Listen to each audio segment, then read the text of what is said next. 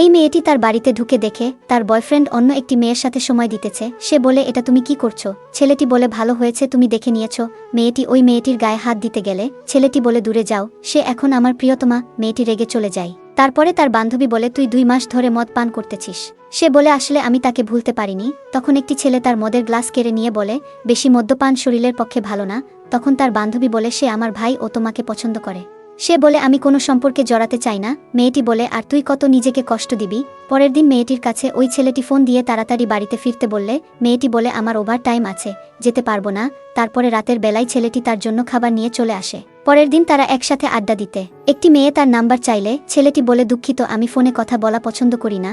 এভাবেই মেয়েটি তার প্রেমে আস্তে আস্তে পড়ে যায়। 6 মাস পরে একদিন মেয়েটি বিউটি পার্লারে তার বিয়ের জন্য সাজতে গেলে সে তার আগের বয়ফ্রেন্ডের সাথে থাকা মেয়েটিকে দেখতে পায় এবং ছেলেটির সম্পর্কে জানতে চাইলে সে বলে, তুমি তাকে ভুল বুঝেছ।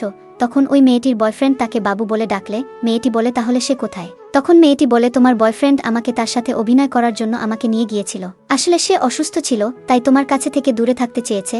তখন মেয়েটি দৌড়ে ছেলেটির বাড়িতে যায় এবং টেবিলে দুধের গ্লাস দেখে সে তার সাথে কাটানো দিনের কথা ভাবে। সে প্রতিদিন তাকে জোর করে দুধ খাওয়াতো, তার সমস্ত কাজ সে করে দিত।